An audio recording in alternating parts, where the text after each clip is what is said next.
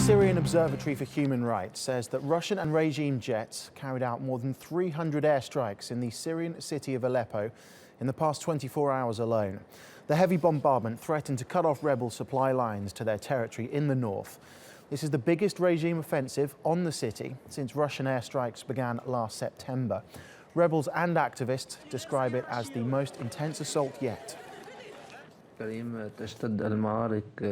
fighting is intensifying in the northern countryside of Aleppo, particularly in towns separating the regime forces from the towns of Nubal and Zara. There are heavy clashes between the rebels and Assad forces using heavy and light weapons.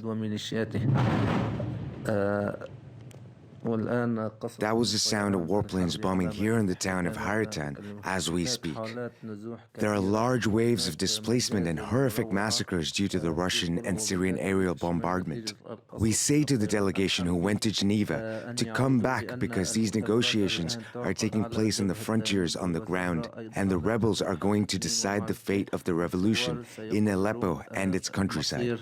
Well, the continued violence is putting the peace talks in Geneva in doubt. We'll have more on that in a moment, but first let's cross to Shamim Chowdhury in Gaziantep, near Turkey's border with Syria, for more on the fighting on the ground. Shamim, good to see you there. Just tell us then, how intense has the assault been on Aleppo in the last few days?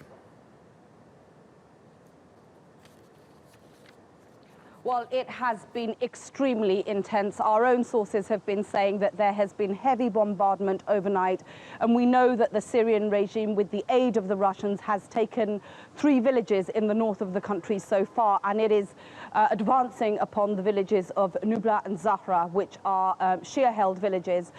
This area is of huge strategic importance to the regime. It has been an opposition stronghold for quite some time, and the aim is to eventually get to the largest city in Syria, which is Aleppo, which is split at the moment. It's a divided city. If this happens, then it will be a massive symbolic and strategic blow for opposition parties, and it could even mean a turning point in the revolution. So yes, the peace talks are going on in Geneva, but the fighting is very much heavy and ongoing on the ground. And what effect is all this having on the humanitarian situation on the ground in Syria? The humanitarian situation has been described as dire. 6.5 million Syrians have been displaced since the war started, many of them in besieged towns. About 18 towns or so are besieged.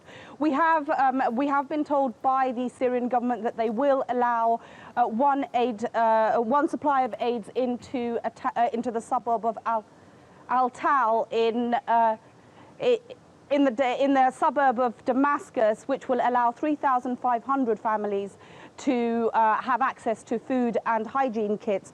And the Syrian regime has also agreed more humanitarian aid to be delivered to Madaya and 2 other besieged towns. But it doesn't seem like it's enough. I mean, there are displaced people who are in need of food and medical aid and water all across the country. So, you know, this seems to be what the opposition are describing is a cursory gesture. Whether that is the case or not, what is definitely the case is that there are millions of people in a dire situation, in desperate need of all kinds of humanitarian assistance. OK, Shamim, thank you for the update.